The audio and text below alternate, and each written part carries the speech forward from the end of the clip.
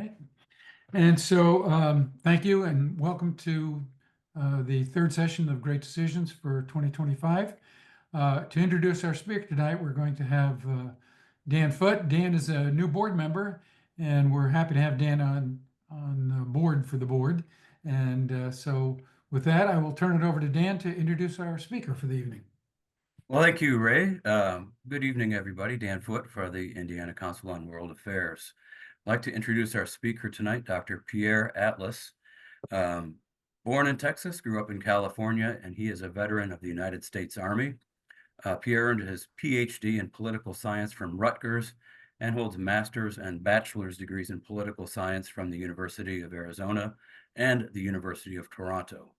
He is currently a senior lecturer and director of the Master of Public Affairs program at the O'Neill School of Public and Environmental Affairs at IU Indianapolis. But perhaps more relevant to our topic tonight is the fact that he has also joined as a faculty affiliate at the Center for the Study of the Middle East at IU Bloomington. Prior to joining IU in 2021, Pierre spent 2 decades at Marian University as a political science professor and served as the founding director of the Richard G. Lugar Franciscan Center for Global Studies. And for those of you who would like to follow up with Pierre after tonight's program, he authors a monthly opinion column in the Indianapolis Business Journal. I think his current installment is Pierre Atlas on Canada as the 51st state. I'll leave the second part of his title out. You should look that one up. I wanted to add, 40 years ago, I attended 2 seasons of the Great Decisions series. At the time, the topics were the Contra War in Nicaragua, the Civil War in El Salvador, NATO and the Warsaw Pact, and the Israel-Palestine problem. So some things have changed, many have not. Dr. Atlas, you were kind enough to volunteer to up in the Middle East, including the situation in Gaza, in the Gaza Strip. When we asked you last fall to tackle this possibly most intractable of all issues, we had no idea how much more complex things might be at the beginning of 2025. So we thank you for being willing to take this on. And with that, we will turn it over to Dr. Atlas. Thank you very much. Thank you, Dan. Thanks for the nice introduction. I'm going to go ahead and share my screen. And good. Okay, let's see. And it looks like everybody can see my screen, the title page. Okay, very good. All right. Well, thanks for joining us for the latest installment of Great Decisions. And the title of my talk I took from the actual title of the article in the Great Decisions book, American Policy in the Middle East, Taking Stock and Looking Ahead. The article itself is by Dan Kurtzer, who was a former U.S. ambassador to Israel and Egypt. It's a very good article. I draw on a couple things from there, but largely this is sort of my own stuff. But interestingly enough, he wrote the chapter, the Great Decisions chapter for this topic, as President Trump was, before he actually got inaugurated, but he had been elected. And so a lot of things have actually happened in the last 4 weeks that I don't think he anticipated. Frankly, I don't think any of us really did in terms of what's happening in terms of the new administration. But anyway, I'll sort of get into all of that. So yeah, so let's get started. I'm going to go ahead and do a presentation, go through a lot of material, and then open it up for a Q&A with you guys, and I'm looking forward to that. So what I'm going to be covering tonight is I'm going to start with a brief overview of American interests and policy in the Middle East. I'm going to focus a little bit on the geopolitics related to the Red Sea, the Suez Canal, and the Persian Gulf, which are some of the major geostrategic interests of the United States in the region. I will get into the Israeli-Palestinian conflict with some origin and background, including some maps and images. And I'll also talk about the attacks of October 7 and October 8, the war in Gaza, and what we might call the axis of resistance wars between Israel and Hezbollah and other Iranian proxies. I will say, just in terms of my own academic background, my doctoral dissertation at Rutgers actually looked at struggles within the Zionist movement and between Jews and Arabs in pre-1948 Palestine. And so basically for the last 30 years or so, I have been studying, writing about, and teaching the Israeli-Palestinian conflict, broader Middle East issues. And I've also written about U.S. foreign policy in the Middle East. So this is sort of an area that I've been very interested in in recent years, I've switched over to other things, including looking at comparative gun culture in the U.S. and Canada. I'm a comparative political scientist by training, and so, but this is sort of where I've always sort of cut my teeth. And unfortunately, as Dan said, it's a that is still going on, and some of the issues are not that different from what they were 40 years ago, when Dan attended that Great Decisions talk. Other ones are newer, and we'll get into all of that. Then I'm going to finish up with a brief review of President Trump's Gaza plan and its potential implications, which is something that he just sort of introduced and seems to be moving forward with. And then we'll open it up to Q&A. So let me start with basic geography. I am a big believer in maps. I think it is actually essential to understand what we're looking at by looking at maps. When we talk about the Middle East, the conventional understanding of the Middle East is what I have inside the red circle. Turkey in the north, the Arabian Peninsula down to Yemen in the south, Egypt to the west, Iran to the east. That's a traditional understanding of the Middle East. You can also talk about the Middle East and North Africa. It spans out all the way across to Mauritania. But basically, that's the understanding of the Middle East. When we start getting into Afghanistan, that's actually not the Middle East, that's Central Asia. But politically and conceptually, it sort of became part of the Middle East after 9/11 because of the terrorist attacks and going after Al-Qaeda, which was largely an Arab organization, not an Afghan organization. But when we talk about geography and politics and culture, when we talk about the Middle East, we're really talking about what I just outlined. I also have a map of Israel and the Palestinian territories. I've circled Gaza so you can get a sense of where that is. I think most of you are familiar with all these maps, and then also I have a picture just to give you a sense of how small Israel is compared to the United States. You can see that there as well. So in terms of American interest in the Middle East, the United States has been deeply involved in the Middle East really since the end of World War II. We sort of took over the role of the British in many ways. One of the major issues that brought us to the Middle East was oil, and the flow of oil and the relationship between oil and the global economy. We have, as a major policy interest in the United States, is maintaining the free flow and access to oil and natural gas and to maintain price stability. The United States has had a very strong bipartisan relationship with the Kingdom of Saudi Arabia, KSA, since 1945, starting actually with Franklin Roosevelt. And that relationship with Saudi Arabia predates the official U.S. relationship with Israel, which wasn't founded until 1948. After the Iranian Revolution in 1979, when the Shah of Iran was overthrown, the United States, for the first time, directly became involved in providing security in the Persian Gulf with the U.S. Navy. Before then, we relied on Saddam Hussein's Iraq and the Shah of Iran's. We relied on really the Shah of Iran as the policeman of the Gulf. And we had a relationship with Iraq before the first Gulf War. But basically, once Iran was overthrown and the Iranian Revolution and the Islamic Republic of Iran became hostile to the United States, and it has been since 1979, then the U.S. became more deeply involved in the Persian Gulf area and the Middle East, in that part of the Middle East, and also became very much involved because shortly after, actually in the months of the Iranian Revolution, right around that same time, the Soviet Union invaded Afghanistan.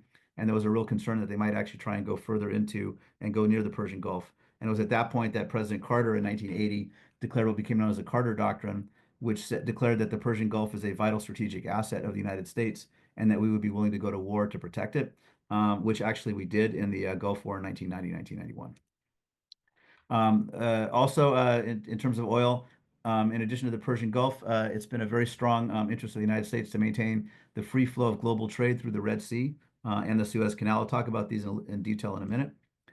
In addition to oil and economic stability, another major issue that's driven American policy in the Middle East and our interests is support for friendly Arab regimes and deterrence of adversaries. And during the Cold War, of course, their main adversary in the region was the Soviet Union, and they supported certain countries in the Middle East, and we supported others. And then, really, after the Iranian Revolution, the main adversary of the United States is Iran. Iran is the main adversary of Israel. It's also the main adversary of most Arab countries. And as you all know, Iran is not an Arab state.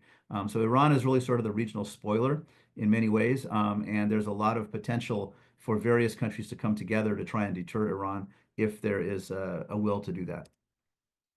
Of course, another major issue of interest for the United States and the Middle East is support for Israel and also support for Arab-Israeli peace. Although the United States recognized Israel in 1948 immediately, as did the Soviet Union when it became a state, the United States really did not get into a military relationship of supplying weapons to Israel until after the 1967 Six-Day War. Up to that point, the primary supplier of weapons to Israel was France, and it was really after 67 that the U.S. Formed its very strong strategic relationship with Israel.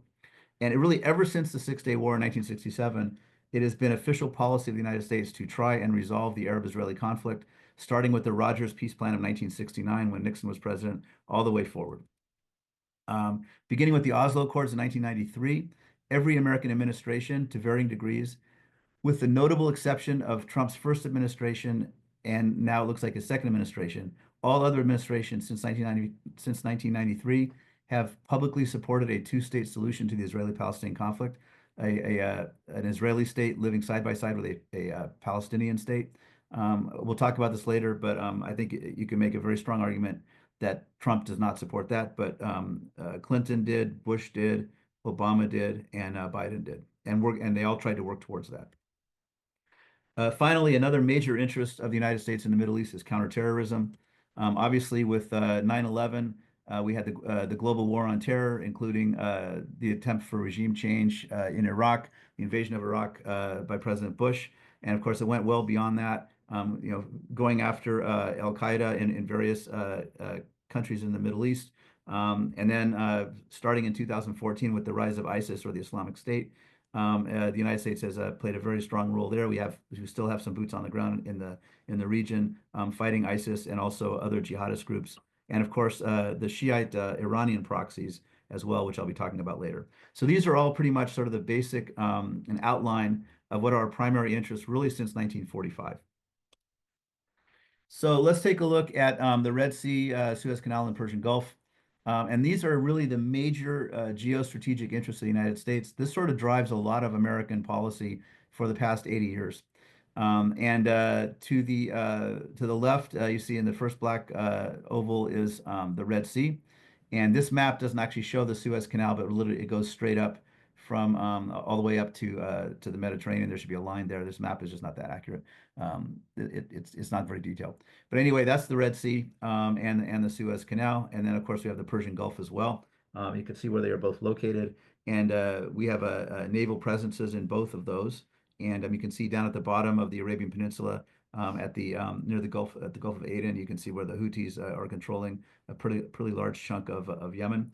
And obviously, the U.S. has actually been involved in some military conflict with the Houthis that were firing rockets at ships in the Red Sea after October 7th. I'll talk about all that in a minute. So why are these two bodies of water and those parts of the Middle East so significant? Well, first of all, if you take a look at the first map I have here, going through the Suez Canal, you can see the distance of shipping from London to Mumbai, India. If you go through the Suez Canal and the Red Sea, it's about 7,200 miles. If you avoid that and go around the Cape of Good Hope at the bottom of Africa, instead of 7,200 miles, it's 12,300 miles. So this is a very strategic location. The control of the Suez Canal, by the way, was the primary British interest of Middle East policy from the mid 19th century all the way until the 1950s. And so that basically everything that the British did in the Middle East was pretty much explained by their wanting to maintain control of the Suez Canal. And all of their policies really were driven in that because of that. So Red Sea and Suez Canal, the Red Sea is critical to the global supply chain for maritime shipping. About 15% of all global maritime trade volume goes through the Red Sea and the Suez Canal. About 40% of all trade between Europe and Asia goes through the Red Sea. So you can see why it's of tremendous strategic and economic significance. And if anyone tries to blockade the canal or blockade the Gulf of Aden or attack shipping in the Red Sea, it's a big issue. The Persian Gulf is really more about oil and natural gas. The Persian Gulf accounts for about 30% of all global oil production, and about half of the world's proven oil reserves are located in the states surrounding the Persian Gulf, and you can see that in the bottom map there, which ones they are. 5 of the top 7 oil reserve countries in the world, in other words, 5 of the top 7 countries with the largest proven oil reserves in the world are located in the Persian Gulf, and that's Saudi Arabia, Iran, Iraq, United Arab Emirates, and Kuwait. Just if you're interested, the country with the largest proven oil reserves is Venezuela, and number 3 is Canada. Just alone, Kingdom of Saudi Arabia produces over 10 million barrels a day of oil, and Saudi Arabia alone accounts for 16% of the world's proven oil reserves. When it comes to natural gas, the Persian Gulf accounts for 40% of the world's natural gas reserves. Iran is the world's second largest, has world's second largest gas reserves, and Qatar has the third largest in the world. And then also politically, we have the Gulf Cooperation Council, which is the six Arab states of the Persian Gulf, of the Gulf itself: Saudi Arabia, Bahrain, Oman, Kuwait, Qatar, and the UAE. There have been long-standing political rivalries between these countries, but they also try and cooperate when they can.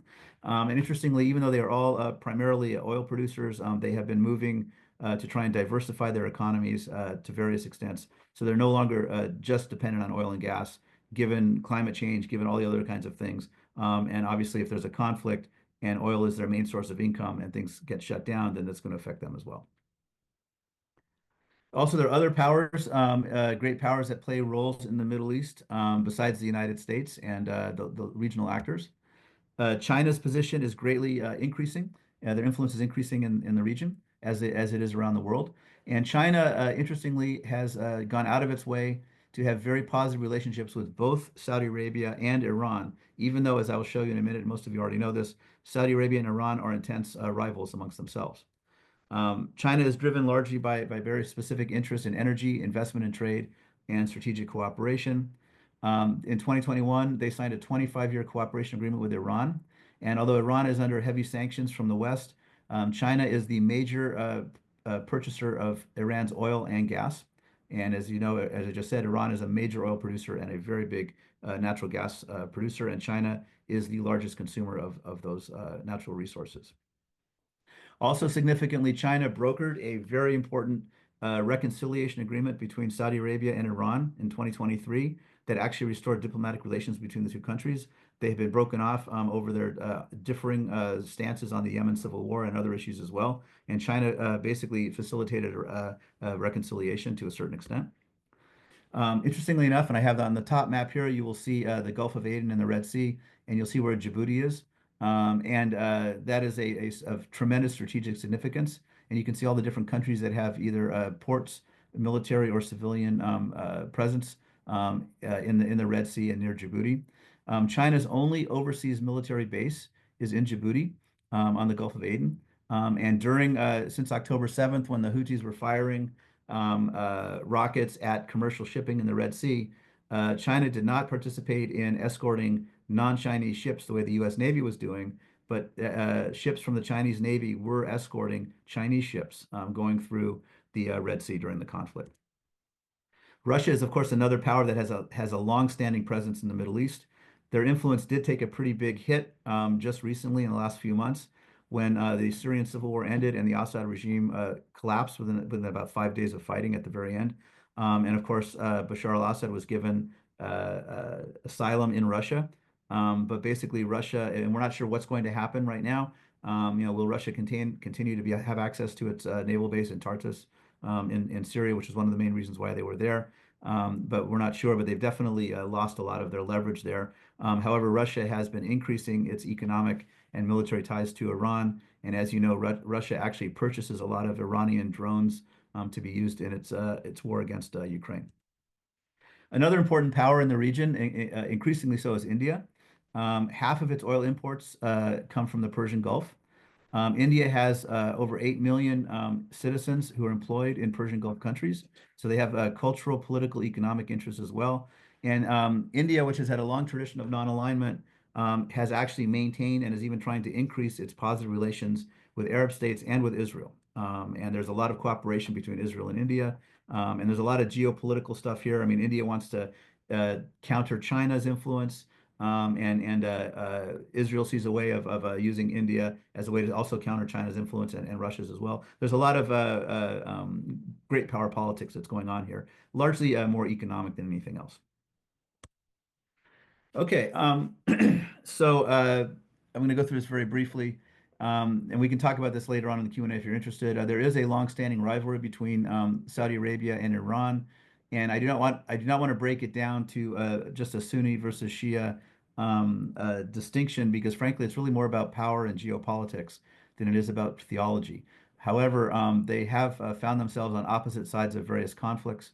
And of course, the Iran-Iraq War was the bloodiest war in the history of the modern Middle East. And that was between Saddam Hussein's Iraq, supported by Arab countries, versus Iran. Over 1 million people died in this conflict, about 500,000 on each side. A very, very bloody war that actually ended in pretty much of a stalemate. Of course, we then had the Gulf War, the Iraq War, and then October 7th, which I'll be talking about in a few minutes. And during the civil wars that broke out after the Arab Spring, Saudi Arabia and Iran found themselves on opposite sides in the Syrian civil war, supporting different sides or factions or governments, and also in the Yemen civil war, which is a very bloody civil war as well. And the Abraham Accords that were actually negotiated in the first Trump administration between Israel and a couple of Persian Gulf Arab states, as well as Sudan and Morocco, were driven in large part to counter Iran. And Saudi Arabia was very much supportive of that. So Saudi Arabia and a lot of other Arab countries do see Iran as a threat. And if the Israeli-Palestinian conflict can be resolved, there's a tremendous opportunity for Arab countries to work with Israel, and they want to engage economically and things like that. But the Palestinian conflict, Palestinian issue is like a major stumbling block to get anything done like that. And one thing that I am pulling out of the article from the Great Decisions book that I thought was quite interesting was it does quote Secretary of State Blinken at the tail end of the Biden administration, noting that since the United States pulled out of the Iran nuclear deal in the first Trump administration, Iran has actually greatly increased its ability to enrich uranium for nuclear devices, and it is believed that their breakout time, if they wanted to actually race to develop enough enriched uranium to fuel or to provide a nuclear warhead, it could only take 1 to 2 weeks to do that. During the Biden administration, the relationship between the U.S. and Saudi Arabia was a bit tense. Biden did not, he actually was not supportive of the Saudi role in the Yemen civil war. In fact, we even cut off the supply of certain types of weapons or threatened to. Also, was a lot of tension over human rights. Trump had much better relations with Saudi Arabia in the Trump's first administration. Didn't really care about human rights or even the murder and mutilation of Khashoggi or others. But Trump's policies today, and what we've seen with the Gaza plan, which we'll talk about in some detail, might actually create more of a rift with the Saudis. We're not sure. But right now, one of the things that's really happening is there are many other actors in the region besides the United States that countries can go to for weapons, for economic ties, and all of that. And if the United States becomes too transactional, they may just go to China, Russia for weapons, trading partners, things like that, India as well. Okay. Let's see, how am I doing in time? Okay, so I'm going to go through just some real basics on the Israeli-Palestinian conflict. I will probably show you some slides that I'll skip through. And if you really want to get into the history of it, we can certainly do that in the Q&A. But some of you have heard my talks before, and there are a couple of talks I've given in the past. Did this in a lot more detail. I want to do some basic points, and this is my interpretation after studying this conflict for over 30 years. This is the way I see it, and I think it's sustainable academically. This conflict is basically a struggle between two distinct peoples claiming the same land, and that land is what was designed, or the borders were designed by the British in what became known as the Palestine Mandate, which I'll show you a map in a minute. It's a class of rival nationalisms that, by coincidence, emerged simultaneously at the end of the 19th century. Arab nationalism, Arabs under the Ottoman or Turkish rule in what was called the Greater Syria region, which is today Syria, Lebanon, Jordan, Israel, Palestine, and also what was known as Mesopotamia or Iraq. All of this was under Ottoman control. Basically, during this period in the late 19th century, a lot of Arabs said that we don't want to be under Turkish control. We want to have our own independent country. And that was the rise of Arab nationalism. At the same time, we also had the rise of Jewish nationalism, which is called Zionism. And the idea was for Jews to rebuild the ancient Jewish state in some part of the land of Israel, in what was then referred to as the Palestine region or the Jerusalem region of Greater Syria. Britain captured the area that has been referred to as Palestine or the Holy Land, and other parts of the Arab region of the Ottoman Empire as the empire was collapsing at the end of World War I. So by December 1917, early 1918, the British were in Jerusalem, and they had taken control of the Holy Land and what would become that part of the region, and the French came in as well.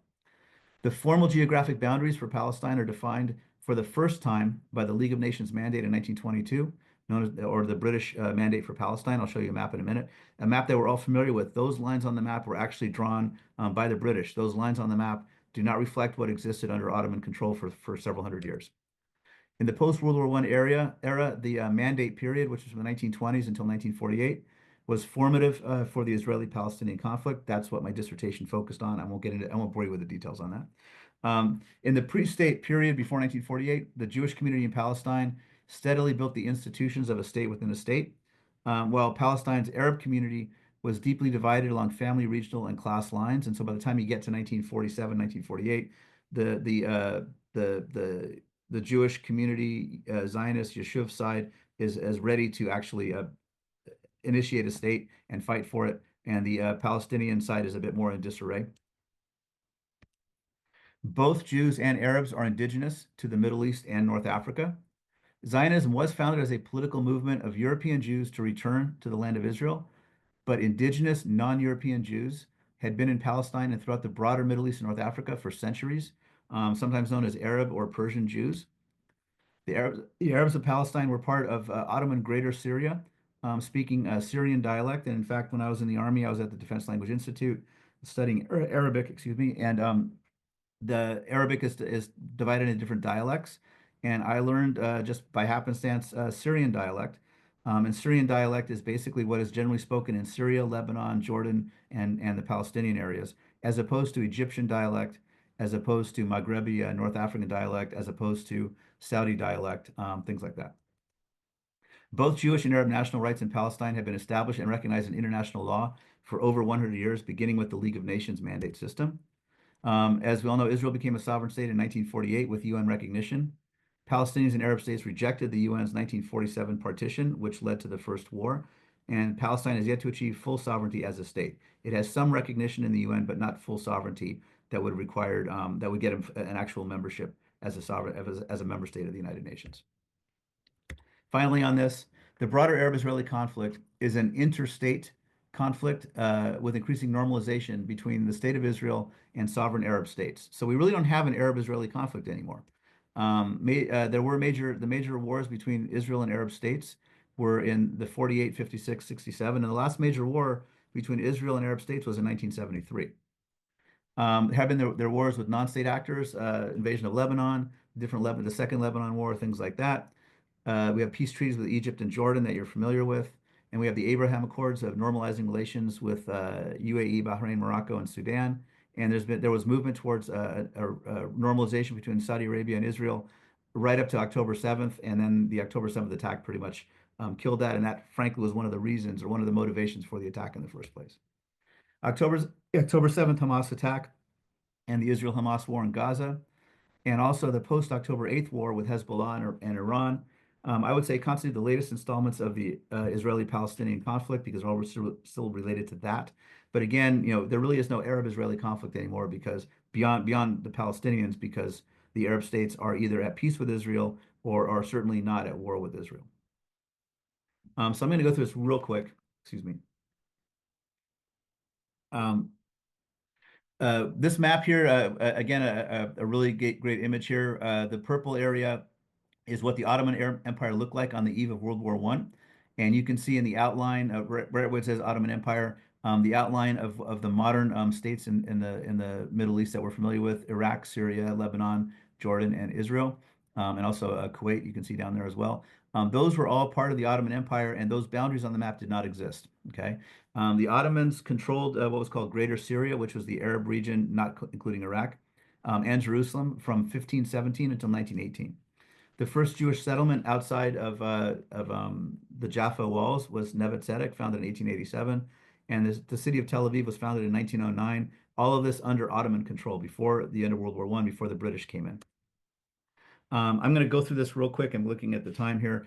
This is a really pretty powerful quote, and it's from 1905. So this is during at the height of the Ottoman Empire. Still, it's more than 10 years before the fall of the Ottoman Empire. Nobody actually saw that it was going to happen. Naguib Azuri wrote this in a book he wrote called "The Awakening of the Arab Nation in Turkish Asia," and he said two important phenomena with the same characteristics, which are diametrically opposed to each other and which have so far not attracted notice, are appearing in Turkish Asia. Notice the use of terminology here. They are the Arab national awakening and the latent efforts of Jews to reestablish on a grand scale their ancient kingdom of Israel. These two phenomena are destined to be locked in perpetual battle until one prevails over the other. He said this in 1905, which is very prescient and really quite remarkable. I would actually argue I don't believe that they are destined to be locked in perpetual battle. I think there's a possibility for a negotiated settlement. I believe in a two-state solution if it's still possible. It's not inevitable. However, what he saw here was this intense rivalry, two peoples claiming the same land as early as 1905. And I thought that was a fascinating quote. We could talk about it in the Q&A if you're interested. The League of Nations mandate system was created in 1922. You can see how the Arab areas of the Ottoman Empire were divided. Those are the boundaries that were set up under British and French control, and those are the boundaries that pretty much exist to this day.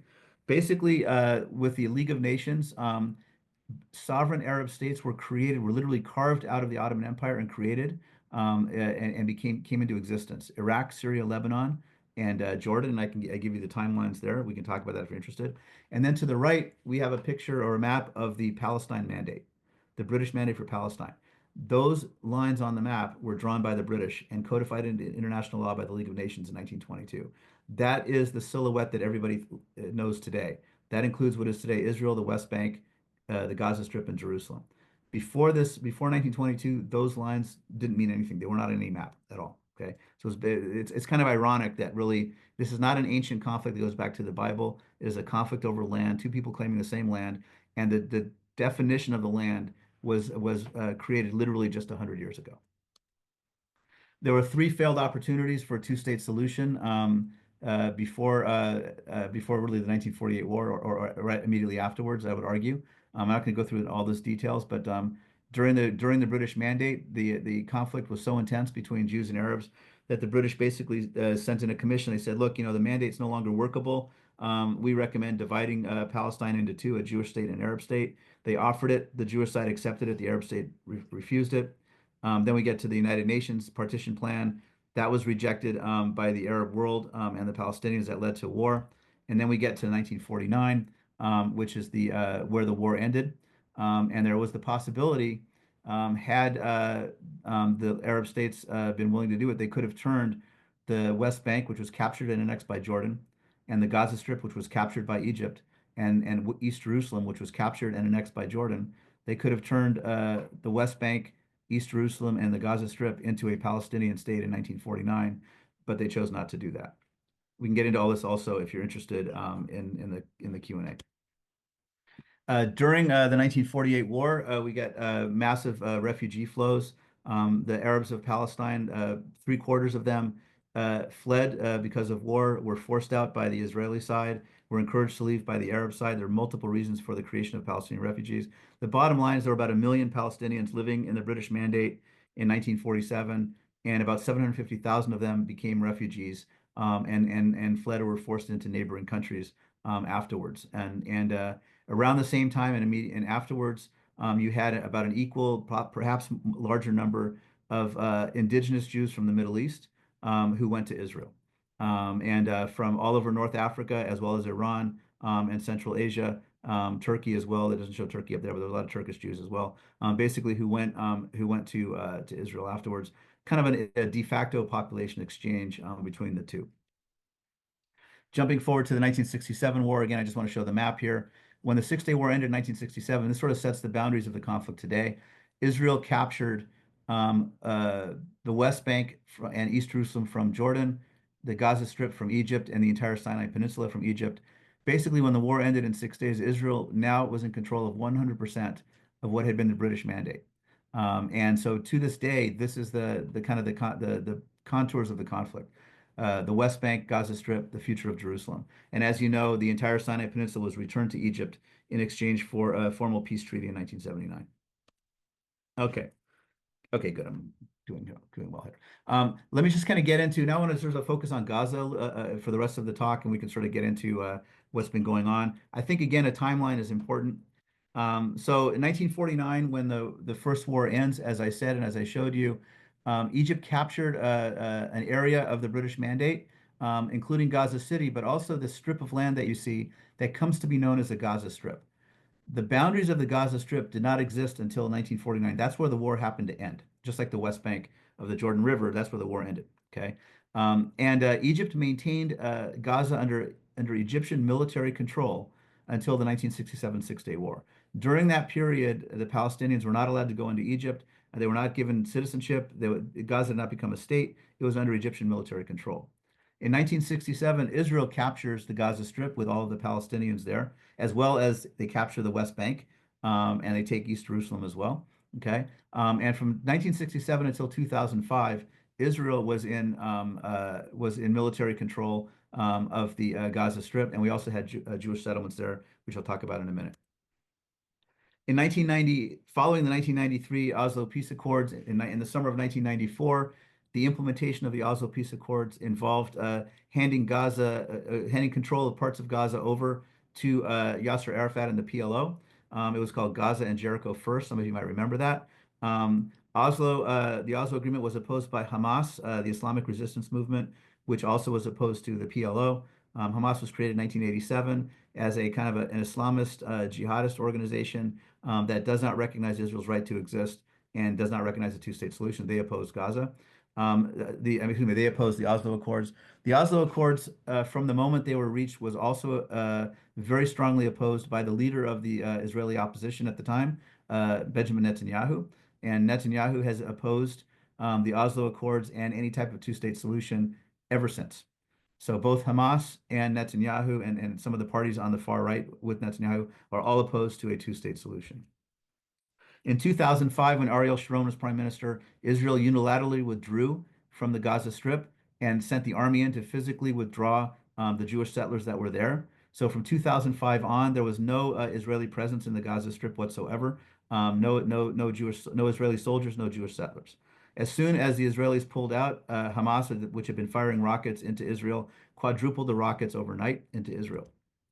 In 2006, the last time there were elections held in the Palestinian areas, those were the last elections, 2006. Hamas won the legislative elections in Gaza, and the Palestinian Authority and Fatah won in the West Bank. Hamas then attacked Fatah in Gaza to drive them out and take full control over the Gaza Strip. And by 2007, they did. So in 2007, Hamas was in full control of the Gaza Strip. And at that point, they increased rocket fire into Israel and attacks. And it was at that point that Israel and Egypt jointly imposed a blockade on Gaza, a very, very strong blockade that has really been in existence ever since. And then from 2007 until 2023, Hamas, while in control of Gaza, built an extensive tunnel network, over 300 miles of tunnels underground. The Gaza Strip is about 25 miles by 5 miles and 300 miles of a tunnel system. That's quite something. Some of the tunnels are wide enough to drive a truck through. And they used that to attack Israel. Some of the tunnels went into Israel itself, fired rockets, things like that. There were several mini wars between Israel and Hamas. As you can see, I have the dates here. In 2014, Israel sent troops into Gaza again. That was the last time they did. And then in 2021, there was a ceasefire that was negotiated by Egypt. And that ceasefire held from 2021 until Hamas attacked Israel on October 7th. So Hamas attacked Israel under a ceasefire that had been, and Israel was assuming that Hamas was keeping the ceasefire. Okay, so what I want to do for the next few minutes is I want to go through what happened with October 7th and afterwards, and then we'll get into President Trump's thing, and then we'll go to questions. So October 7th, and I by the way, I don't teach Middle East politics anymore, but I teach every semester a class on terrorism and public policy at the O'Neill School. We look at international terrorism as well as domestic terrorism, but I've done a lot of stuff related to terrorism. And frankly, the October 7th attack was one of the most violent and large-scale terrorist attacks in history. It was the deadliest attack on Israel since the state's creation in 1948, and it was the deadliest single day for Jews since the Holocaust. This was a well-planned and executed surprise attack against Israeli civilians, again, planned for over a year under a ceasefire. In one single day, Hamas fired over 4,000 rockets into Israeli towns, and they infiltrated Israel with upwards of maybe 3,000 Hamas and other fighters by land, by sea, and by air, paragliders, all simultaneously. It was a very sophisticated, multi-pronged attack. Hamas had planned it for over a year in advance. About 1,200 Israelis, as you know, and other nationals were killed. Mostly civilian men, women, children, and babies, butchered in very gruesome ways. Most of you know about that. I'm not going to go into the details, but it was really pretty bad. And in addition to that, about 5,000 more were wounded. There was systemic rape and sexual violence used as a weapon of war. Wherever the Hamas attacked, there were signs of systemic and mass rapes, gang rapes, things like that. You can see. I'm not going to read this. You can see it's pretty gruesome. I did the math. 1,200 Israelis, looking at proportionally to the American population, is the equivalent of about 50,000 Americans. So that was about 50,000 Americans, the equivalent killed in one day. So if you want to think about 9/11, October 7th, if we would have had 50,000 people killed in one day, October 7th was like 16 9/11s that happened to Israel in one day. And Israel's a very small country. So it was a very small, very massive attack on a relatively small population. As we all know, Hamas kidnapped at the time about 240 people, almost all were civilians, ranging from 80-year-olds to a 9-month-old baby. And it looks like that baby might not have survived. We'll be finding out about that soon. Hamas filmed their acts with GoPro cameras, and they posted this on social media in real time. And as you can see, if you've seen any of the videos, they were very excited and happy about what they were doing. They were killing and maiming with joy and glee, and you can actually see it in the videos that they posted. The timing of the attack, Israel and Saudi Arabia were working towards normalization. Hamas and Iran very much opposed this. That's not the reason why they did it, but I think the timing was certainly fortuitous for them.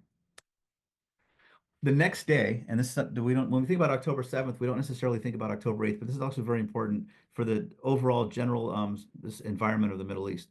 The next day, Hezbollah and other Iranian proxies opened a second front against Israel. And you've heard the term axis of resistance. I'm going to be using it a few times in the next few minutes.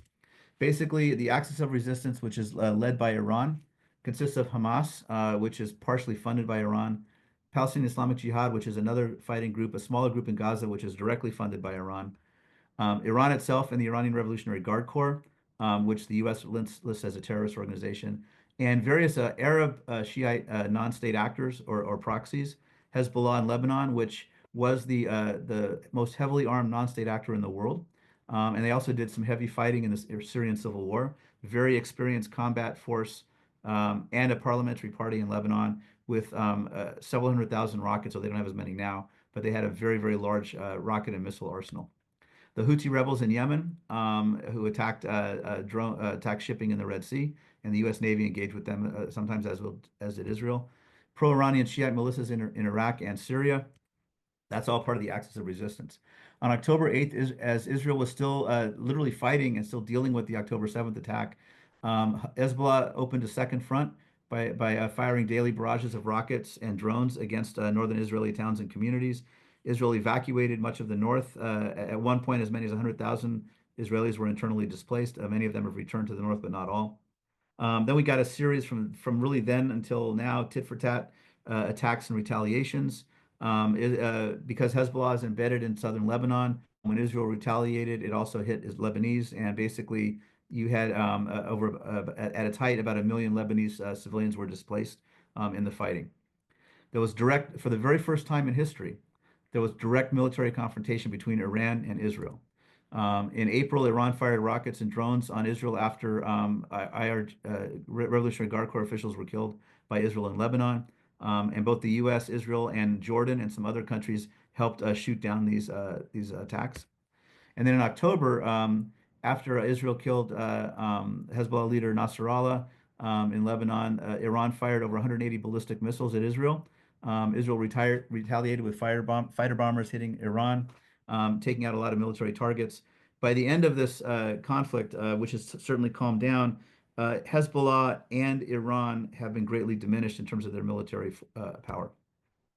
Then we have the war in Gaza itself, which is I think today actually might be the 500th day of the war.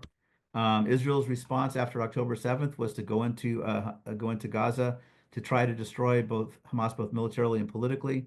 It cut off food, water, electricity that was going in from Israel to Gaza. It limited relief supplies going in.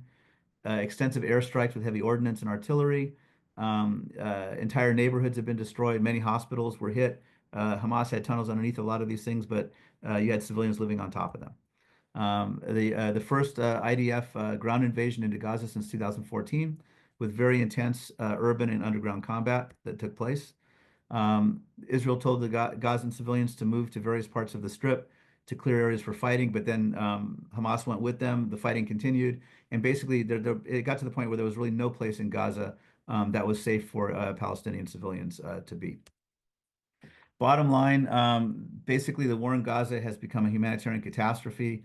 It's difficult to know how many Hamas fighters have been killed because the Palestinian numbers combine civilians and Hamas fighters, so we don't know. Some estimates are maybe a third of the Palestinians killed were Hamas fighters and others, but we don't know for sure. But definitely, we're talking about 50,000 or so Palestinians, the majority of them civilians. About half are under 18 kids have been killed, thousands more wounded. At least 1.5 million of the 2 million Palestinians have been internally displaced. As you've seen in the images, massive infrastructural destruction, major food and aid shortages, medicine shortages. It's an absolute horrible situation. Thousands of Hamas fighters have been killed. Hundreds of Israeli soldiers have been killed or wounded so far. And as we know, there's a fragile ceasefire in place that was negotiated by the U.S., Egypt, and Qatar. And there's been Israeli hostages have been exchanged for a large number of Palestinian prisoners. And that's going on today. And there might be a few more happening in the next couple of days. Okay. So make this real quick. So U.S. policy, basically under Biden, I'm just going to bring this all up real quick. The Biden administration gave full support to Israel, both military and diplomatic, and also not just military aid, but also when Israel was being attacked by Iran and Iranian proxies, the U.S. Navy actually helped shoot down a lot of drones, also protected shipping in the Red Sea, retaliated against the Houthis when they attacked American ships, things like that. So it was kind of a light war that was going on. At the same time, the Biden administration was calling for restraint on the part of the Israelis in civilian areas. They wanted more aid delivery to be done. The U.S. Military advisors and generals who went there were basically trying to tell the Israelis, what we learned from counterinsurgency, and of course, try and fight the war following international humanitarian law and the law of armed conflict. A lot of the pleas from the Biden administration were ignored by Israel. And then basically a lot of negotiation, subtle diplomacy back and forth. There was a lot of political fallout over the Gaza war, campus protests, and then some people refusing to vote for Biden, which definitely hurt him in the 2024 election. And then as we were getting into the transition, Biden and the incoming Trump officials worked together through January 20th to secure this 3-phase ceasefire and the latest exchange of hostages. Okay, little bit behind. We started a couple minutes late, but let me hit this real quick. There was a window. I would argue there's a window of opportunity that existed when President Trump came into power again for the second time. There were a lot of things had changed. Iran was on its heels. Hezbollah's power and influence was down. The civil war in Syria was over. Assad was overthrown. There were opportunities, and there are opportunities to try and help reshape Syria into a tolerant, multicultural, hopefully even democracy. Hamas has been greatly weakened. Saudi Arabia was signaling its willingness to deal with Israel again. And I think Trump could have seized a lot of these opportunities. I really fear, however, that in the last 4 weeks, he's been squandering a lot of the opportunities. I'm going to talk about that as my final thing when we look at the Gaza plan. Let me kind of go through this real quick. These are, as you all know, President Trump has said he wants to take over Gaza. And I'm just going to read some direct quotes from Trump himself. I'm just going to read his own words. The U.S. will take over the Gaza Strip, and we will do a job with it too. We'll own it and be responsible, and we'll turn it into a Riviera of the Middle East. I'm committed to buying and owning Gaza. As far as us rebuilding it, we may give it to other states in the Middle East to build sections of it. Other people may do it through our auspices, but we're committed to owning it, taking it, and making sure that Hamas doesn't move back. Control of Gaza will be a long-term ownership proposition for the United States, and once it's rebuilt, it would not be for a specific group of people like the Palestinians, but for everybody. He wants hotels and resorts and things like that. The Palestinians would have no alternative but to leave Gaza because it was just a demolition site.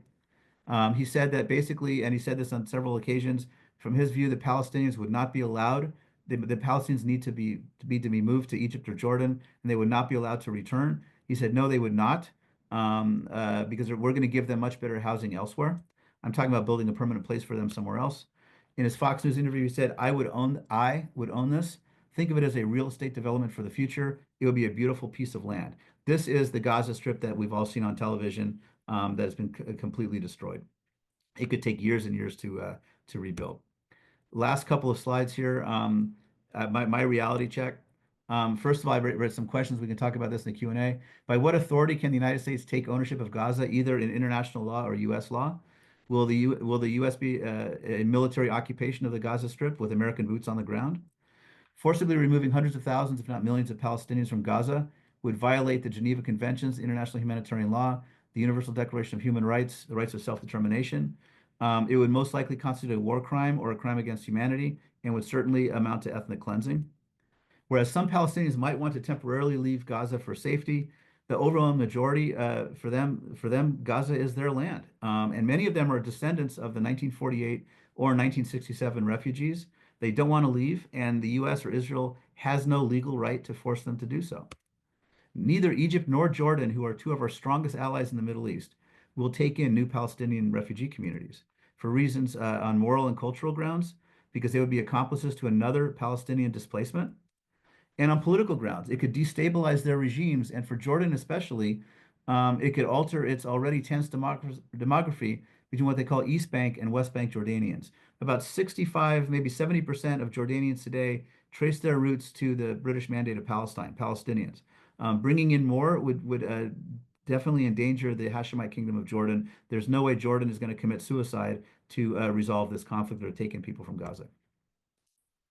Trump's plan, I believe, could alienate the U.S. from its Arab allies, including Saudi Arabia, which will not agree to normalization with Israel or a defense treaty with the U.S. unless the Palestinians are taken into account and there is at least some movement towards Palestinian statehood. The Gaza plan could lead to the abrogation of the Camp David Accord, Camp David Agreement with Israel, the peace treaty, or the peace treaty with Jordan. I believe that the plan would feed into the radical agenda of Israel's far-right extremists who want to transfer Palestinians out of the West Bank as well as Gaza and create a greater land of Israel as a single state. Trump's Gaza plan and his rhetoric, I believe, is a gift to America's enemies and adversaries, including Iran, Russia, and China. It would likely reinvigorate and perhaps even expand Iran's axis of resistance, which is actually on its heels right now because of all of the fighting. And it could become a radicalization recruitment bonanza for the Sunni jihadists, the Islamic State, and other jihadists, perhaps even leading to new acts of terrorism abroad and perhaps even aimed at the United States. I have some stuff here about how we might be able to end the conflict. I'm going to skip through that. And I'm going to end here. I covered a lot, and I want to make sure that we have time for, oh, good, we still have a solid half hour for questions. And we started a little bit about 10 after 7. So thank you very much. If you're still there, thank you for still being there. And I'll pass it on for a Q&A and conversation.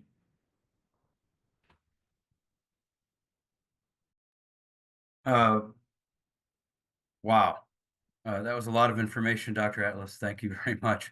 I have a question to lead off. And you touched on this in your talk, but I've been curious, maybe we've all been curious since October the 7th. Do you have any insight into what in the world the leadership of Hamas was thinking? And Dr. Atlas, if you want me to restart that one? Oh, I think it was what was Hamas thinking? Yeah, what in the world was the leadership thinking? Did they think that they were advancing the cause of ordinary Palestinians? Did they miscalculate? What did they expect to come from those attacks? Yeah, they clearly miscalculated. Part of it was I think that they probably thought they would have actually even be able to get farther than they did. They wanted to capture a lot of people and bring them back in exchange for and use that in that way. I think they were just hoping to maybe inspire other people to rise up as well. And another thing is that by the time you got to October, there was a lot of discontent in the Gaza Strip towards Hamas. A lot of Palestinians were really sick of Hamas. There's also, I think it's sort of like a way of kind of rally around the flag kind of thing to show that we're still fighting. Because a lot of Palestinians they're economically doing horrible. Hamas is spending most of its money on building its own tunnels and arming itself, and Hamas was not helping the Palestinian people very much at all. And so there was already, you could even on social media, people were sneaking in some brief videos of people protesting Hamas. They were getting beaten up by Hamas fighters and put in jail and stuff because they were protesting Hamas rule, which had been there for since 2007. What did he get him, right? But it was definitely a calculation in terms of what might happen. Also, once they crossed over, I mean, once they breached the barriers and crossed over, another thing that happened was not only do you have a bunch of Hamas fighters going in and other groups as well, but you had a lot of just ordinary, very angry Palestinians who went in as well, and Hamas kind of lost control. In fact, some of the hostages that were taken were not even taken by Hamas. They had to figure out where these people were. It was a very chaotic thing, although it was very well planned. Like I said, I mean, they had air assault, they had attack by boats, they had a land assault as well. But yeah, what were they thinking? That's a really good question. It was clearly they were not going to defeat the Israelis. Israel's not going to be defeated by Hamas.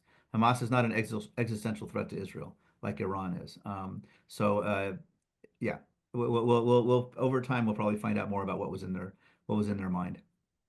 I'll apologize for jumping in here, but my chat was cut off when we were cut off after 60 minutes, and it won't come back in again. So my question regards the two-state solution, Dr. Atlas. Some of my colleagues and I have discussed that, and there is some concern that if you have a two-state solution, you still have two societies, if you will, that are vastly opposed to each other. Any comments on that? Yeah, let me just bring something up real quick while I'm answering that. Hang on. Let me just share real quick a slide I did not show.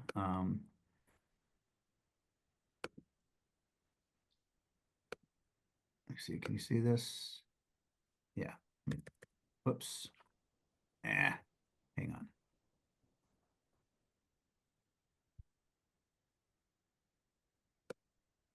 Yeah, that's it.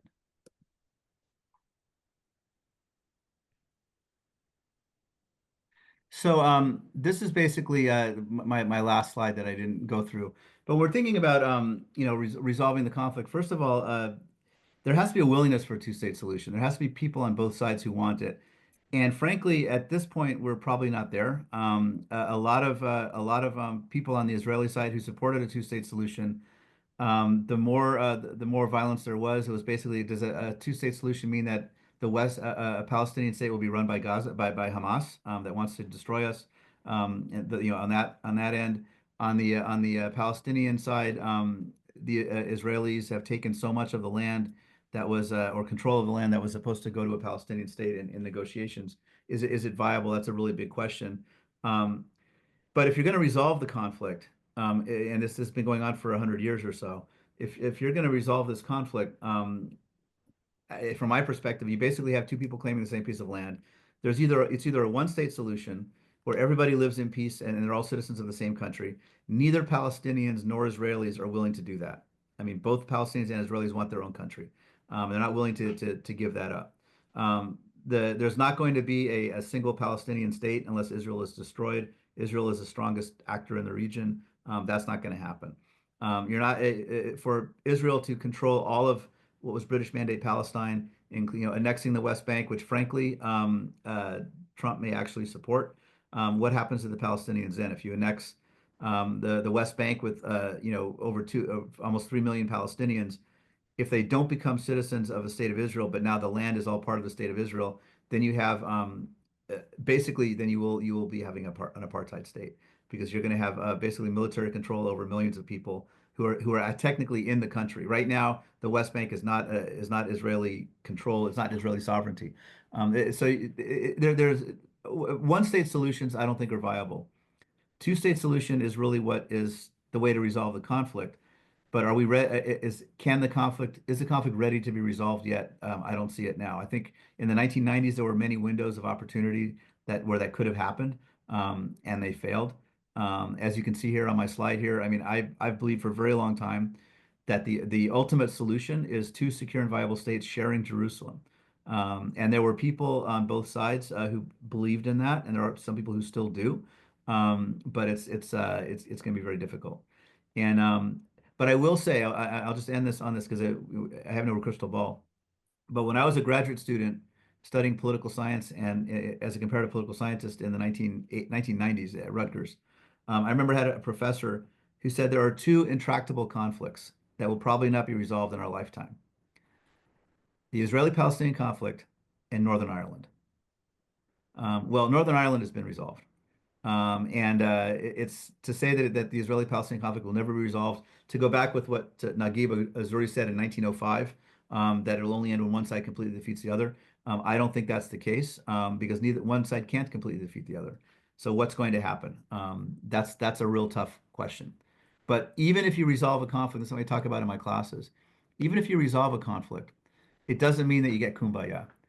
The Protestant and Protestant Catholic in Northern Ireland, there's still tensions. There's still neighborhoods that are separated. There's still orange marching days and things like that that cause problems. There's still occasional little episodes of violence, but the conflict has been settled. Violence has been over for over 25 years. So it is theoretically possible. What is that going to look like? But negotiation means that each side has to be willing to give up some of what they want. And that means the Israelis have to give something up and the Palestinians have to give something up. And you have to have also a third party that's willing to do things. Last thing I'll say on that real quick before we move on. I presented a paper many years ago at a Middle East Studies conference. And I basically argued that when looking at the history of the conflict, whenever there's been any movement towards any kind of peace between Israel and Arab countries or between Israelis and Palestinians, there had to be a synchronicity of leadership. There had to be an Arab leader, an Israeli leader, and an American leader who were all on the same page at that moment. Okay, whether it was the separation agreements and ceasefire agreements after the 73 war, or whether it was the Oslo Accords or the Jordanian peace treaty or the Egyptian peace treaty, you had to have all three on the same page if they're willing to do this. And right now, nobody's on the same page, right? I mean, neither President Trump nor Netanyahu, who doesn't believe in a two-state solution. And then, as I said on my slide, who's going to speak for who do we negotiate? Who do the Israelis negotiate with? Is it Fatah, which recognizes Israel, or is it Hamas? And with Gaza, who's going to run Gaza when this is over? I don't see the United States sending boots on the ground, even though Trump wants to do that. So right now, it's the immediate thing is, what do we do about people in distress? How do we stop the shooting? Long-term settlement is a ways off, probably further off now than it was 30 years ago. One of my Jewish friends suggested one of the problems with a two-state solution is that the birth rates among Palestinians is significantly greater than Israelites. So in not too many years down the road, Palestinians would outnumber them. Yeah, between the Mediterranean Sea and the Jordan River, yes, that's true. If you have a two-state solution, you have two sovereign states, that really doesn't matter, because the people are going to be living within their own countries. Where that would become a real problem is if it's a one-state solution. If it was like a binational, even democracy, and one side vastly outnumbers the other, where it changes, that could be a real issue. I mean, frankly, right now in Northern Ireland, it used to be Protestants were the majority, and now there's parity, and pretty soon Catholics are going to be the majority in Northern Ireland. And we'll see what happens. But they also have a resolution to the conflict. But yeah, what I would say, the argument for that demographics is that actually is even a better argument for why there needs to be a two-state solution, why there needs to be a Palestinian state. Because if it's under military occupation by the Israelis, you're going to get to the point where there are more Palestinians than Israelis, and going to say we want one person, one vote in the entire what was British Mandate Palestine. And then what's Israel going to do to that? So the demographic, they call it a demographic time bomb. That's actually a really strong argument for why there needs to be a two-state solution. Thank you. Dr. Atlas, I believe there's an interesting question from Denise Franklin. Denise, if you'd like to unmute and pose your question, I think you could take that now.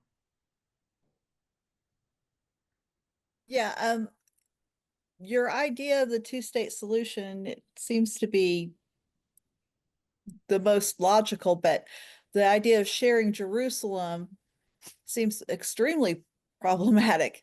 If sharing a small area of land is in a country setting, how much is problematic, how much more so a city? So would a completely neutral entity under UN control, making Jerusalem in that sort of fashion, be more possible or more probable? Well, that's actually a good question. First of all, the original United Nations Partition Resolution of 1947, that's what they envisioned. Jerusalem was going to be under United Nations control. It would be neither the capital of either country.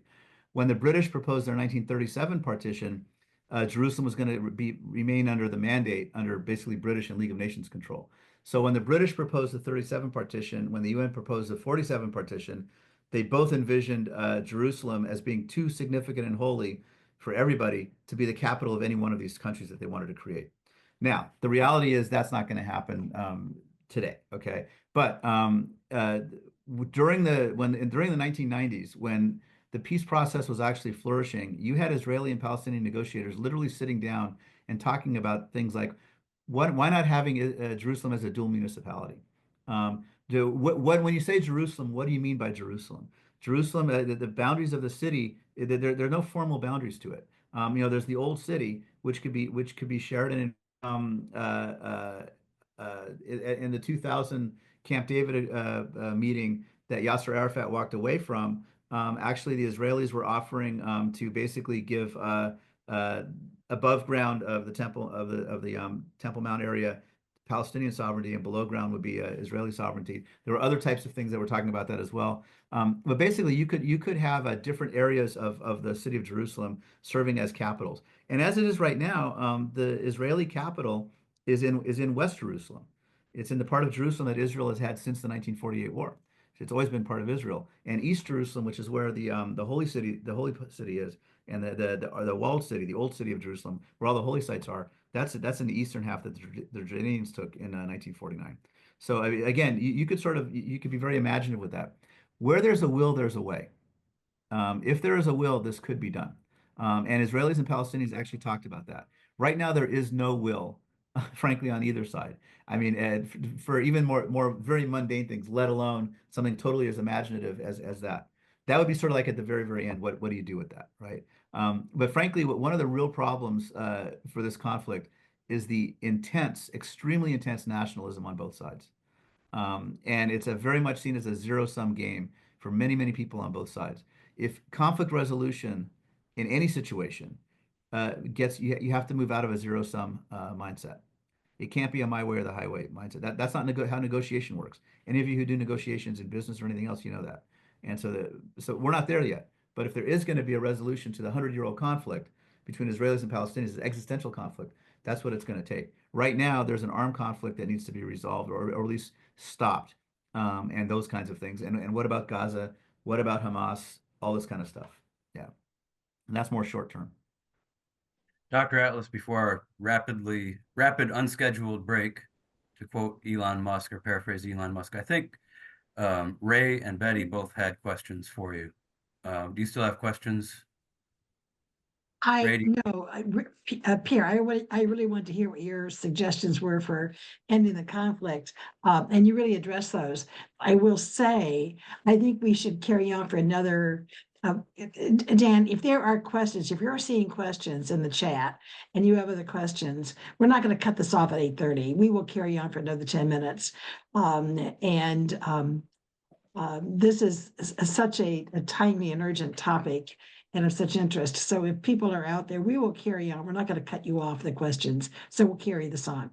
If there's no questions, of course, we'll end, but we will carry on for at least another 10 minutes. If that's okay. Pierre, are you up for that? Yeah, no, that's fine. I mean, it's really unfortunate that this strange thing happened when we lost Zoom. But yeah, I'm totally willing to do that if people. Yeah, people waited for this. So Dan, just if the questions are there, I would say at the latest 8:45, because there's always going to be questions of interest, but we're not going to. It's only 8:21, so we'll see how it goes. Yeah. But that's just a heads up there. And I didn't want to pass over you, Ray. I thought you may have been first in line. Yeah, that's quite all right. Yes. So one of the kind of issues, and I think this was part of the college campus protests and so forth, was this kind of notion of proportional response from Israel. We've had claims of genocide, and I think some international law body suggested there was genocide taking place. Doesn't the extent of the Israeli response sort of breed a new generation of radical young Palestinian men who are, in a sense, hate Israel now because of the kind of the destruction and killing, kind of what seems to be indiscriminate killing of their relatives and friends and so forth? Oh, I think the level of destruction absolutely is you're going to have a new generation. That's I think that's inevitable. That's going to happen. Israel did respond very, very strongly. In some ways, I think you can make the argument that it's disproportionate. In terms of genocide, and this is something I've talked about in class, in my classes, but if you actually look at the 1948 Genocide Convention, the definition of genocide, the critical word is intent. That the country intends to do these things, with the intent of eliminating in whole or in part an entire ethnic group or something like that. Okay, and I think you can make an argument, and I think there's a lot of evidence that Israel did not. That was not the intent of Israel. The intent of Israel was to wipe out Hamas by whatever means necessary. Now, in terms of when you look at the law of armed conflict, there is proportionality, non-combatant immunity, and military necessity. Those are like the three major elements of the law of armed conflict. Okay. Proportionality is, again, like in a sense, it's kind of like, do the ends justify the means type of thing, or is the evil you're fighting or the enemy you're fighting, are you using a proportionate amount? And I think there is an argument that can be made potentially, especially in specific attacks, that Israel used disproportionate force. In terms of non-combatant immunity or what they call discrimination between combatants and non-combatants, that's much harder to make the case, I think, against Israel, because Hamas, first of all, they were fighting among civilians, they were hiding underneath civilians, they were hiding within civilians, and they were shooting from civilian areas. And whenever that's the case, basically the non-combatant immunity actually gets lost. You cannot be in a hospital and shoot from a hospital and then say the other side does not have the right to fire back at the hospital. This was something that the United States faced all the time in Iraq, as well. I mean, you had Iraqi insurgents firing from the mosques, the minarets of mosques. Okay, and if you don't hit back, your people are going to die. And so deliberately using hospitals and schools and apartment buildings for cover, to put your stuff in there, to put your munitions, to put your fighters, basically sort of makes it difficult for an army to fight, and it raises questions as to whether, that's, for example, would that be a war crime? The disproportionality is something that is more iffy. And then the other thing about military necessity, as I've told my students, and this is the United States, again, we face this as well. The way I put it is, just because you have a legitimate target in your sights doesn't mean you should always pull the trigger. And I think there are times when the Israeli military, in a sense, metaphorically, pulled the trigger when, yes, they had a legitimate target, but was that target surrounded by civilians? And was it necessary? And again, the U.S. made mistakes in Iraq and Afghanistan, but also at the same time, we tried really hard not to do it. When the war was beginning, and even during the war, we had U.S. military officers, including generals, going to Israel and talking to them and trying to basically share experiences with them. But again, going back to this conflict, this is an existential conflict for both sides. Even though Hamas, I don't believe, has the military capacity to defeat Israel, Hamas's end goal is the elimination of Israel. Hamas's stated end goal is the elimination, not just of Israel, but of all the Jews in Israel. There are 7 million Jews. If Hamas had its way, there would be a genocide against Israelis. I mean, if they could, they would. All right. And when you're fighting that kind of enemy, what do you do? So these are real serious questions. But I don't think the intent was to totally wipe them out. But I do believe there are cases where there was a violation of proportionality, and again, that's my own personal opinion, and a violation of military necessity. One of the things that a really smart voice on all of this has been David Petraeus, who's a former American general, and he was former CIA director, and he literally wrote the counterinsurgency manual in Iraq. And he would say when he was in Iraq, he had a sign on his office, on his wall, that said, "Have our actions today created more terrorists?" And that was actually something to think about, right? And they also had strategies about when you take a town or whatever, you have to hold it and you have to rebuild it. What the Israelis did was every time they went into a place, they defeated Hamas and they left, and then Hamas came back. I mean, so they were playing whack-a-mole throughout Gaza, but as they were whacking the mole, they were also hitting lots and lots of civilians. because Gaza is a densely packed place. Iraq was not, I mean, there was urban combat, but there were also lots of open spaces. There are no open spaces in Gaza. So wherever Hamas was, they were with civilians. And even before this war, before October 7th, and I would show pictures of this in my class, I mean, Hamas would fire its rockets. Hamas always fires its rockets from urban areas. Always. They're always firing their rockets in Israel from urban areas because they know either Israel will retaliate and cause civilian damage, and that's a victory for Hamas, or Israel will hold their fire and Hamas can do more firing. And Hamas leaders to this day are on television in the Arab world saying that all of the Palestinians who died were martyrs, that it was good that they died for our cause, and they have said over and over again that we will do October 7th over and over and over again, that it's not over, that we will keep doing more and more October 7th. So that's the enemy. So what do you do with that? You do have to show restraint, but given that situation, and I'm not, again, it's a very difficult situation. How does a modern army fight an enemy like that? At the same time, you do expect a modern army to adhere to the law of armed conflict, and it's a dilemma, and it's a dilemma that's caused a tremendous amount of bloodshed on the side of the Palestinian civilians. All right. Well, thank you. It's obviously a complex issue, and you wonder why the rest of the Arab world is involved in kind of restraining Hamas. And well, first of all, no Arab country likes Hamas. I mean, there might be some individual people who support the cause, but all of the Arab leaders, nobody wants Hamas. Nobody wants Hamas to be in control of Gaza. The Egyptians hate Hamas, and that's one reason why they blockaded Gaza as well. They do not want Palestinian refugees coming into the Sinai from Gaza for multiple reasons. One, they don't want to be accepting, they want to say, hey, we're accepting another dispersion of Palestinians, but they also know that you're going to have militants among them, and there are already Islamic State and other jihadist groups in the Sinai that the Egyptian army is fighting, and do not want Hamas there, right? And so it's a real issue. But again, like you asked before, I mean, are we creating new terrorists? The other thing is Hamas is not just an organization, it's an idea. And you're not going to bomb an idea out of existence. Ultimately, certain extremists need to be incarcerated or taken out, but extremist ideas are not going to be taken out that way. Extremist ideas need to be marginalized. And they need to be marginalized in part by offering people a light at the end of the tunnel. One of the biggest things I would fault Israel for is the Israeli government is not offering Palestinians any light at the end of the tunnel in any way. There has to be an alternative to Hamas, and they're not really offering what the alternative is. And Trump's alternative of the United States owning Gaza is not an alternative either, in my view. all right, thank you. Maybe our last question, Dr. Atlas, and somebody asked me to read this to you.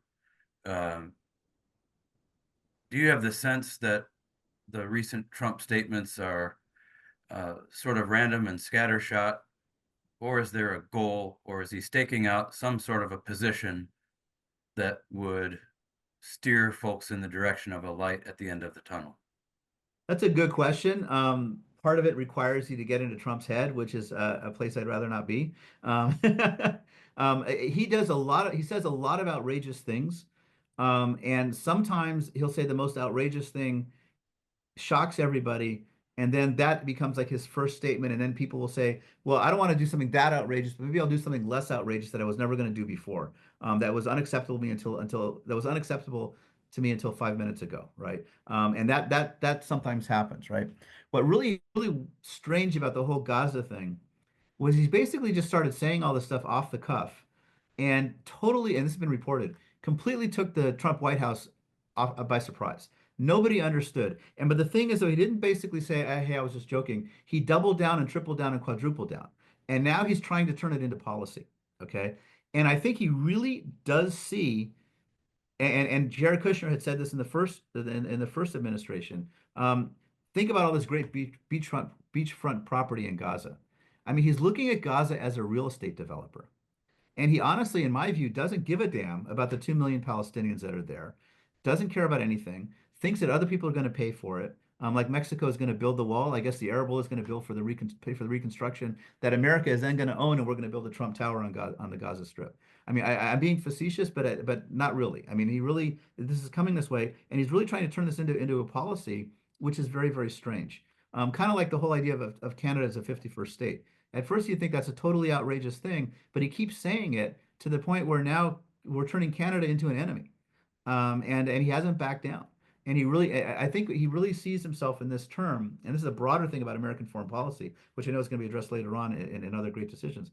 But one thing that's really shocking about the last 4 weeks of this administration, in my view, is that he sees himself as almost like a 19th century imperialist that basically me, and you notice the wording when I quoted this, what he was saying, I am going to own Gaza. I am going to do this. I'm going to do this. I'm going to rebuild. I'm going to do all this kind of stuff. He basically says, I'm going to go ahead. I'm going to do this. I'm going to tell what people to do. I'm going to take the Panama Canal. I'm going to take Denmark. I'm going to take Canada. I'm going to take Gaza. All these kinds of things, and get away with it. And who's going to stop me? And now it's like I'm going to give away Ukraine. That's basically what he said today with Russia. It's the great powers dividing up Africa, like in the 19th century. It's kind of like that, right? Who cares about the people that are being divided up? I mean, it's this sort of a thing, and nobody's stopping him. We may have a question from Eric Yes. Mishler. Eric, if you're there. Sorry, I got off my soapbox. Yes, Dr. Atlas, excellent presentation again. Thank you. I believe that I read that under just war theory, that it's considered a war crime to, place soldiers, materiel and so forth in schools, in hospitals, Yes. in mosques and so on.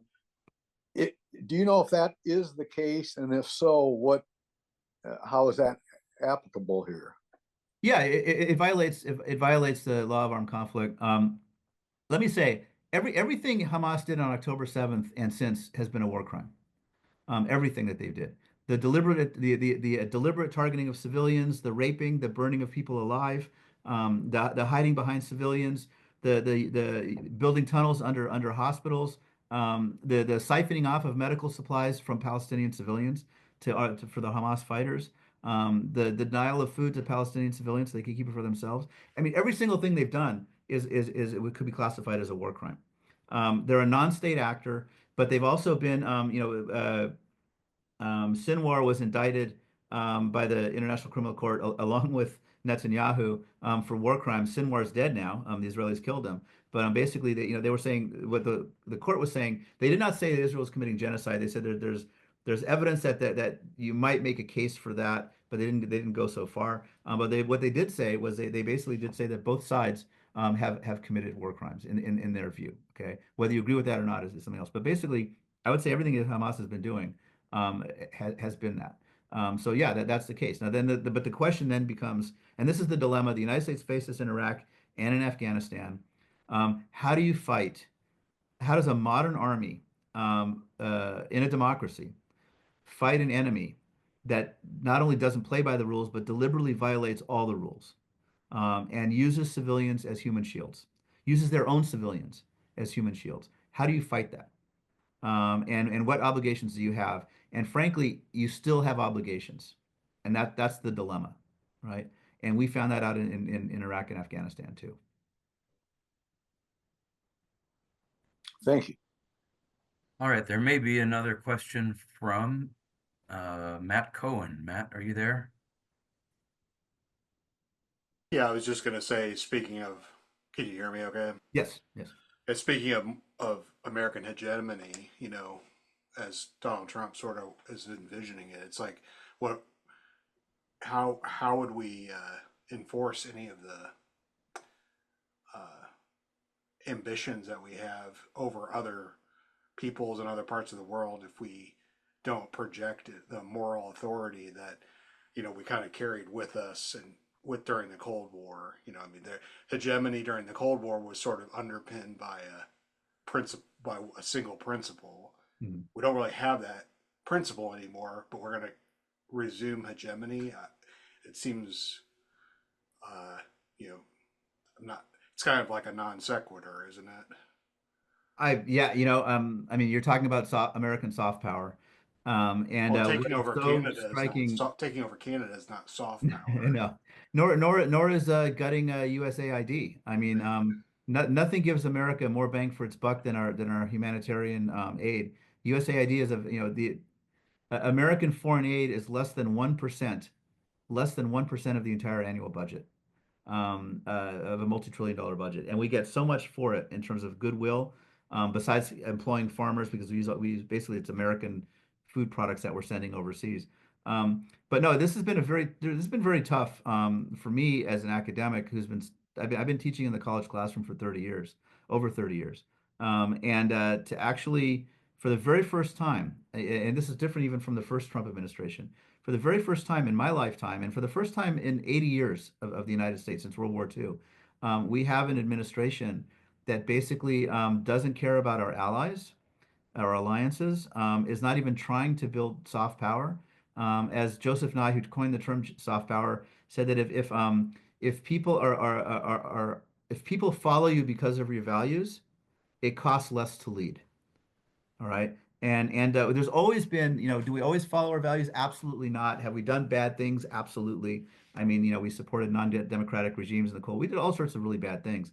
But overall, those tended to be either anomalies or things that we corrected. But overall, I mean, the United States, we're the only country, we're the only great power in the world. I mean, compared to looking at Russia and China, that actually has alliances. I mean, that actually has allies. There are countries that want to be on our side.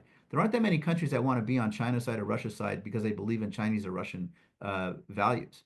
It might be out of economic interest, but America stands for things. And that has been undermined, in my view, and I think maybe in yours too, has been undermined in the past 4 weeks in ways that it has never done before. And not only is it, but it's being done deliberately.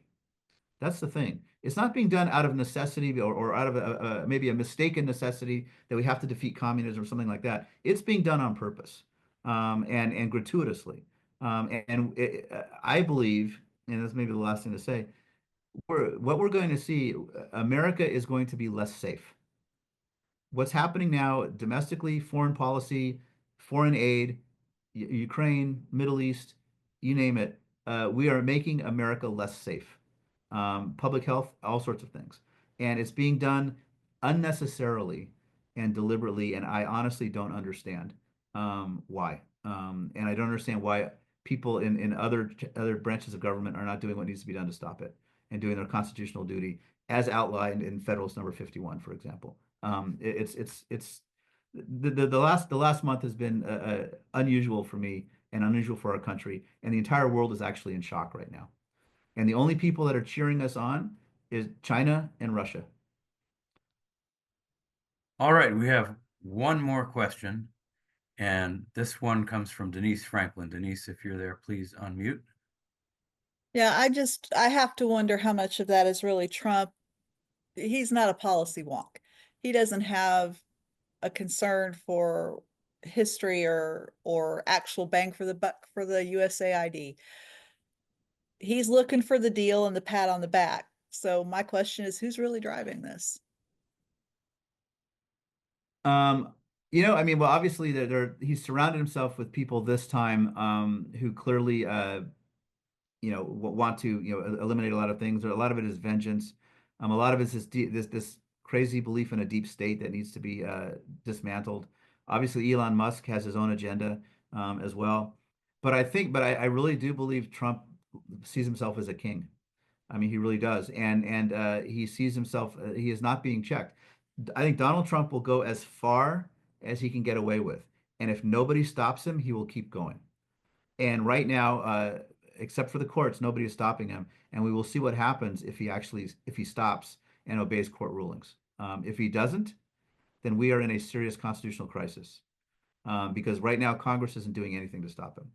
And if the courts are not able to, or if he ignores it, and it's as the founder said, it's the Congress has the power of the purse, the executive has the power of the sword, and frankly, the courts have the power of persuasion.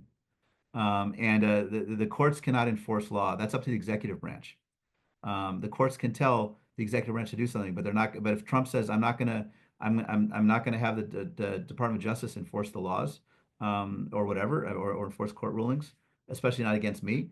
And if he has immunity from anything as president, what's going to stop him? And we are in and I don't want to come off as being hysterical, but we are in a very dangerous moment, in my view. This is the most serious crisis that the United States has faced since the Civil War. And it's only been a month. And unless the other institutions of government stop him, he will just keep going. And I think that's what's driving him. Yeah, and he will make great deals with dictators. He's undermining our alliances and undermining our allies and supporting dictators and supporting far right parties in other countries. And it's very we are watching in real time the United States descend into Orban's Hungary, in my view. And you've got JD Vance leading the way. Leading the way and ready to step up and be the number two. Absolutely, yes. And he has surrounded himself by people who actually believe that this should be the vision of America. And I believe the founders are spinning in their graves right now, as is every single previous Republican president or presidential nominee. Yeah. There is no, I mean, whether it's Reagan or the Bushes or John McCain or Mitt Romney or Eisenhower or even Nixon, no Republican president or presidential nominee of the past would accept what is happening today. This is not, the Republican Party is no longer what it used to be. Yeah. So, Well, on that yeah, on that note, Dr. Atlas, we'd like to thank you for, again, taking on what I think we'd all agree is the most intractable of the policy questions we're addressing this season, and has been for the last 40 years since I attended those first lectures. Thank you very much. I'm going to turn this back over to Betty. Yeah. And again, thank you for agreeing to take this on